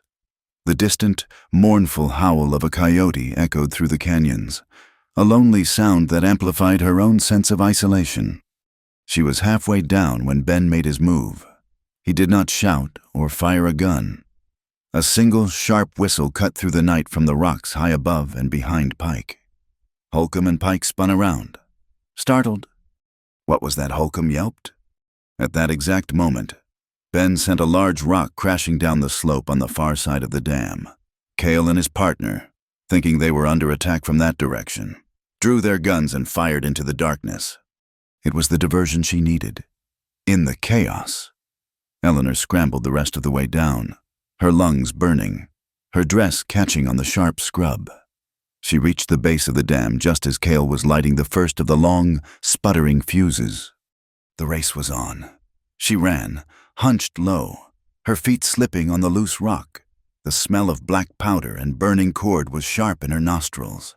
The fuse was a fiery snake, eating its way toward the dynamite. She reached it, her hands trembling, and sawed at it with Ben's knife. The blade was sharp. It cut through the cord just as the spark was a mere foot from the first stick. She looked up. There were 2 more fuses, already lit, burning at different speeds. Meanwhile, on the other side of the clearing, Ben had used the distraction to close the distance. He emerged from the shadows behind Holcomb. Before the sheriff could react, Ben disarmed him with a single, brutal twist of his wrist. He shoved Holcomb away and lunged for Pike. Pike was ready. He was not a gunman, but he was a formidable opponent, strong and utterly ruthless. He met Ben's charge, and they crashed to the ground, a desperate, grunting struggle of 2 men fighting for their lives. Holcomb, unarmed and panicked, saw his chance. He scrambled up the steep rock face behind where Atsa was tied, trying to get away, but his footing was unsure. He slipped, his feet scrabbling for purchase, and found himself clinging precariously to a narrow ledge, dangling 100 feet over the canyon floor. Eleanor reached the second fuse, its spark growing brighter, angrier. She sliced through it. 1 more to go. It was further away, near the center of the dam. She ran, her heart a frantic drum against her ribs. The spark was moving so fast, inches away. She dove, slashing wildly with the knife. The blade bit deep, severing the cord an instant before the flame would have reached its deadly destination. She collapsed onto the ground, gasping for breath, the severed fuse still hissing harmlessly in the dirt. She looked up to see Ben gain the upper hand. He pinned Pike to the ground, his forearm pressed against the bigger man's throat. He could have finished it right there, but at that moment, from the ledge above, Holcomb screamed, his grip failing.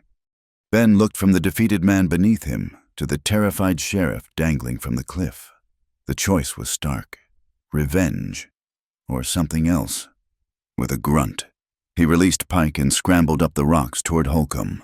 He reached the ledge and extended his hand down to the man who had arrested him, who had helped tie a noose for him. "Take my hand," Ben said, his voice hard but clear. Just as Holcomb's trembling fingers reached for Ben's, a thunder of hooves echoed into the canyon. Marshal Morrison, with Jacob Hale and a posse of deputies, burst into the clearing. Seeing the law arrive, Pike made one last, desperate gamble. He rolled. Snatching up Holcomb's fallen pistol, he leveled it, not at Ben, but at the marshal, the biggest threat to his freedom. "Marshal, look out!" a voice cried. It was Jacob. He threw himself forward, shoving Morrison hard. The marshal stumbled and fell as Pike's gun roared. The bullet, meant for the lawman, struck Jacob square in the shoulder. He cried out and collapsed, a dark stain spreading across his shirt. Before Pike could fire again, the marshal's men were on him, overwhelming him. Deputies swarmed the area, grabbing Cale and his partner. Morrison himself climbed the rock face, and together, he and Ben hauled the whimpering, defeated Sheriff Holcomb to safety. The chaos subsided as quickly as it had begun. The night was suddenly quiet. The only sounds, the pained groans of Jacob Hale and the soft trickling of water from the spring that fed the dammed lake. The stream, which Pike had tried to silence with dynamite, was now singing softly in the sudden peace. The marshal stood over Pike and Wyatt, who was found cowering behind a rock. Their hands bound, he held up the copies of the telegraphs. "I believe these are yours," he said, his voice cold as iron. Eleanor rushed to Atsa, cutting her bonds with Ben's knife. The 2 women embraced, holding on tightly. Ben slid down the rocks and went to them, his hand resting on his sister's head, his eyes finding Eleanor's in the lantern light. No words were necessary. They had faced the fire, and they had won. Jacob, clutching his bleeding shoulder, watched them, and a faint, pained smile touched his lips. He was scarred, But he was redeemed. The long night was finally over. The trial in the territorial capital was a distant affair, a matter of telegraphs and newspaper reports that drifted back to Canyon Station like echoes of a storm that had already passed. Sterling Pike, his power broken, was sentenced to a long term in the federal prison for fraud, conspiracy, and attempted murder. Reverend Wyatt, stripped of his clerical collar, received a shorter sentence for his role in the financial deception. His hypocrisy laid bare for all to see. Sheriff Holcomb, his cowardice having saved him from a more serious fate, was convicted of kidnapping and abuse of authority and was sent away in disgrace. Their reign was over, not with the bang of a gun, but with the quiet, inexorable turning of the wheels of justice. In their wake, a fragile peace settled over the town. Marshal Morrison stayed for 2 weeks, a steady, calming presence who ensured the transition was not one of vengeance, but of restoration under his authority. The official land surveys were corrected. A new, honest surveyor was brought in from the capital, and with Ben's meticulous ledger as a guide, the old stone markers were dug up from where Pike had hidden them and returned to their rightful places. It was a slow, laborious process, a healing of the land itself. Ben and the Dion men worked alongside the Anglo homesteaders who had been cheated, a silent, shared labor of resetting the boundaries that had been so cruelly manipulated. The temporary dam was carefully dismantled, rock by rock. The water, held captive for so long, was released. It did not come in a flood, but as a steady, life-giving pulse, swelling the small stream that ran through the valley and replenishing the water table. A community water trust was established, a revolutionary idea for the territory. Its board consisted of Doña Marisol, one of the Dine elders, and Mr. Abernathy, the sheep rancher who had lost his pasture. They would manage the spring as a shared resource, a testament to the hard-won lesson that what belonged to everyone must be protected by everyone. But healing the land was easier than healing the people. The town was a fractured thing, the lines of mistrust and resentment drawn deep as canyons. Pike was gone, but the poison he had spread lingered. Some of the townspeople who had sided with him now felt foolish and defensive. Others who had remained silent out of fear now felt ashamed. The clear-cut battle was over, but the messy, complicated work of building a community had just begun. It was in the heart of this fractured community that the first true sign of rebirth appeared. From the ashes of the burned-out Ramada, a new school began to rise. It was not built by any official decree. It was built by hands and hearts. Eleanor drew the plans. A simple but sturdy building with large windows to let in the light. Ben's forge, once a place of solitary work, became the engine of reconstruction. The rhythmic clang of his hammer on the anvil was a constant, hopeful sound as he forged hinges, nails, and window latches. Jacob Hale, his arm in a sling and a permanent puckered scar on his shoulder, donated the lumber. He worked tirelessly alongside the other men, his silence a form of penance, his skill with a saw and hammer a quiet apology for the damage his weakness had caused. Doña Marisol and the other women organized meals for the workers, their cooking fires a symbol of community and sustenance. Atza was a constant presence, ensuring the new building was more than just a place of Anglo learning. She advised on its orientation, so it would catch the morning sun, and helped plant traditional herbs and flowers around its foundation. It was to be a place where all cultures were respected, where children would not be forced to forget who they were in order to learn something new. They called it the Phoenix School. Eleanor herself painted the sign. She was no artist, but she managed a simple, charming rendering of a bird with bright, hopeful wings rising from a bed of gray ashes. It hung over the door, a declaration to all who passed that what is burned can be rebuilt, stronger and more beautiful than before. The day the school opened, it was as if spring had finally, truly arrived in Canyon Station. The air was filled with the scent of fresh-cut pine and damp earth. Inside, the new blackboard stood clean and ready. Children of all backgrounds, Dine, Mexican, and Anglo, sat together on benches that Jacob had built, their faces bright with anticipation. The murmur of English, Spanish, and the soft cadences of the Dine language filled the room. But Eleanor knew the children were only the beginning. The real healing had to happen among the adults, especially the women, who so often carried the silent burdens of a community's heartaches.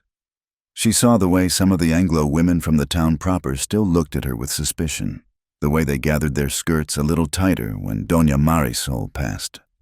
So she started an evening class. She put a notice on the general store's bulletin board, lessons in Reading, writing and mending, all women welcome. The first night, the atmosphere in the new schoolhouse was thick with tension. 3 women from the town, including the baker's wife and the wife of the man who ran the livery, sat stiffly on one side of the room. On the other side sat Doña Marisol, Atza, and 2 other Dine women. They were 2 separate, silent camps, divided by an invisible wall of prejudice and misunderstanding. Eleanor did not begin with books.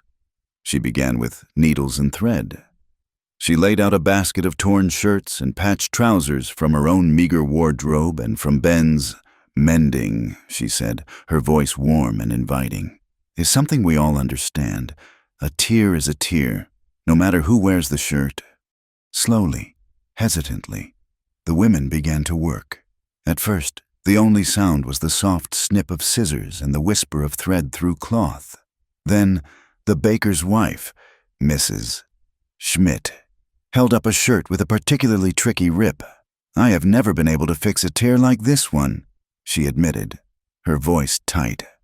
Atza, whose stitch work was as fine and precise as a surgeon's, looked over. "Let me show you," she said softly. "It is a stitch my grandmother taught me. It pulls the fabric together without puckering." Atza moved her bench closer to Mrs. Schmidt. The other women watched as her nimble fingers guided the German woman's hands. The 2 heads, one with dark, shining braids, the other with a tidy blonde bun, bent together over the simple task. A small, fragile bridge was built in that moment, a bridge of shared skill and quiet respect, with the community slowly, tentatively finding its way back to itself. Eleanor and Ben found their way to their own future. There was no formal proposal, no grand declaration. It was an unspoken truth that had grown between them, as natural and inevitable as the new grass that was sprouting along the banks of the restored stream. They were married on a warm afternoon in late spring, not in the chapel with its painful memories, but beside the spring itself. The water, clear and cool, gurgled over the rocks, a soft music for the ceremony. Their guests were their chosen family, Atza, her face radiant with joy, Doña Marisol, who wept openly, a recovered Jacob Hale, his quiet presence a testament to his transformation, and Marshall Morrison, who had ridden in from the capital for the occasion, serving as their official witness. A Dine elder performed a simple blessing, his voice a low, melodic chant that spoke of the harmony between earth and sky, man and woman. Then Eleanor and Ben faced each other. He took her hands in his. They were calloused and strong, the hands of a man who worked with iron and fire, the hands that had pulled her from a flood and steadied her in a storm. "I will not leave this land," she said, her voice clear and strong, meeting his steady gaze. "My place is here." "And I will build with you," he answered, his voice a low rumble of promise. It was enough. It was everything. That evening, as a soft twilight settled over the canyons, a lone rider arrived from Silver Butte with the mail. He had a letter for her, an official-looking envelope with a wax seal from the territorial governor's office. She opened it by the light of the lamp in the small, comfortable hogan that was now her home. The letter was formal, full of a politician's dense prose, but its message was clear. News of the Phoenix School had reached the capital. Her work, her methods of creating a bilingual, multicultural curriculum, had impressed the new territorial superintendent of education. They were struggling with how to establish schools in the remote, diverse communities of the frontier. They needed advice. They needed a model.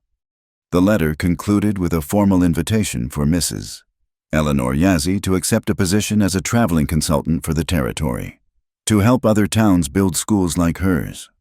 She read the letter twice, her heart filled with a mixture of pride and a strange, unexpected apprehension. She looked up from the official paper, from the promise of a wider world and a greater influence.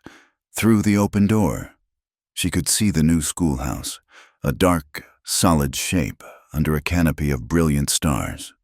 She could hear the quiet murmur of Ben's voice as he spoke with his sister by the dying embers of the forge. She had found her place, her purpose, her family, and now, the world she had left behind was calling her back, asking her to share the very things she had fought so hard to create. A year passed, a full turn of the seasons across the high desert. The raw, splintery newness of the Phoenix School wore away, its pine walls weathered by the sun and wind to a soft, silvery gray.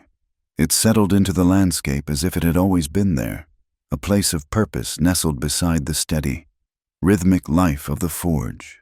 The building was no longer just a building.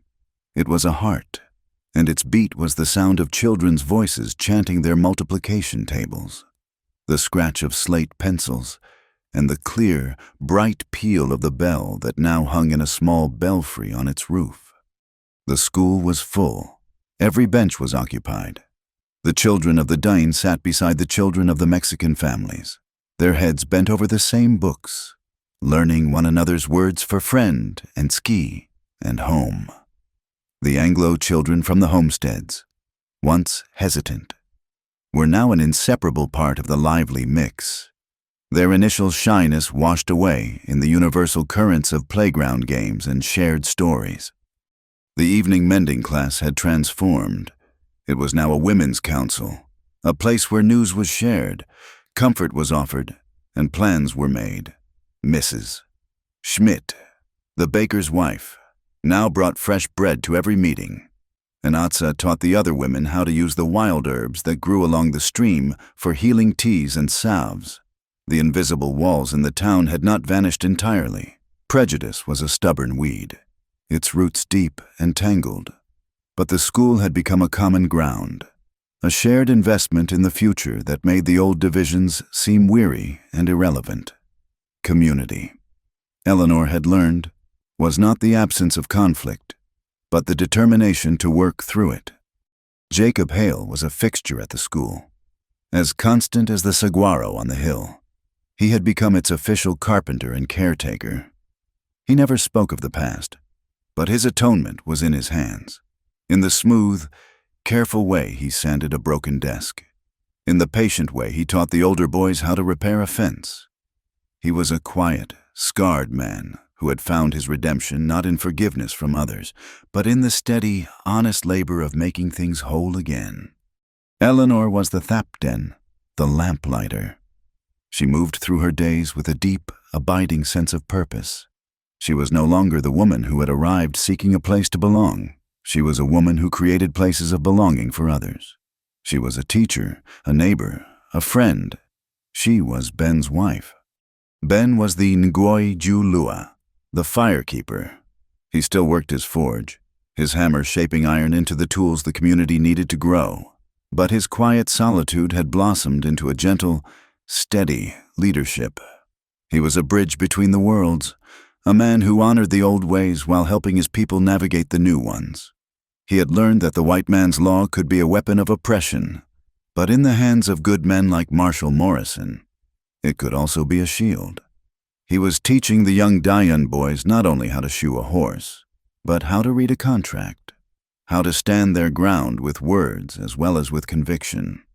On a warm autumn afternoon, when the sun slanted low and golden across the valley, two riders appeared on the trail from Silver Butte. It was Marshall Morrison, his familiar, reassuring presence a welcome sight. With him was another man, a lawyer from the territorial capital, sent by the governor. They had come not to enforce the law, but to learn from it. They spent the day at the Phoenix School. They watched Eleanor move among the children, switching effortlessly between languages, her teaching a blend of practical knowledge and profound encouragement. They saw Atsa, now the school's official cultural advisor and healer, telling the old stories to a rapt audience of children of all races. They saw the seamless integration of different worlds, a community being woven together, thread by thread. That evening, the marshal and the lawyer sat with Eleanor and Ben in the small hogan, the air fragrant with the pinyon smoke from the fire. "We have never seen anything like it." "Eleanor," the lawyer said, his city clothes looking out of place but his eyes shining with genuine admiration. He had dropped the formal Mrs. Yazzie hours ago. "The governor speaks of your model constantly. He wants to fund a dozen more schools just like this one, on the reservations and in the border towns. Your consulting work has already borne fruit, but he wants to make it official. He wants to make the Phoenix School the template for the entire territory."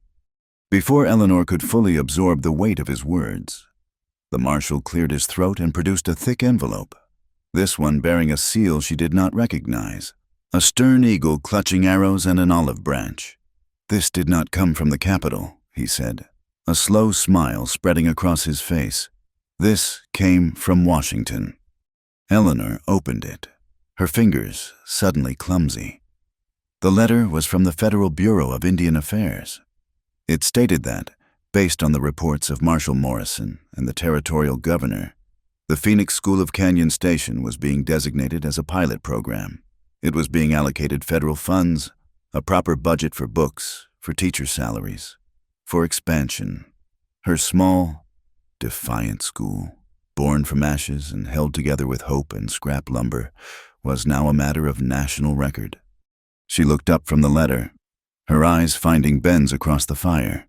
His face was filled with a quiet, profound pride that was more precious to her than any government seal. She had been the lamplighter, but he had always been the one to tend the fire, to keep the coals glowing through the longest, darkest nights. Later, as the full moon rose, casting a silver light over the silent canyons, Ben led her from the hogan. They walked hand in hand, following the path up to the high rock ledge where they had once watched the floodwaters rage. The valley spread out below them, peaceful and asleep.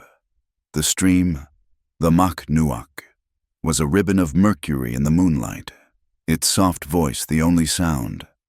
They could see the dark, solid shape of the schoolhouse, a place of sanctuary.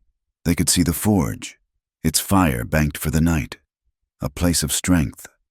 "Do you remember the first day?" she asked softly, her head resting on his shoulder. "I thought my life was over." "It was," he answered, his arm tightening around her, and a new one began. They stood in comfortable silence, watching the stars, feeling the cool, sage-scented wind on their faces. It was the Nilchi Yazzie, the little wind, his name for her. It no longer felt like a name for her spirit alone, but for the spirit of this place, this community, this life they had built together. It was a wind of change, gentle but persistent, a wind that could, over time, reshape the hardest stone. Then, from the valley below, a single, clear note rang out. It was the school bell.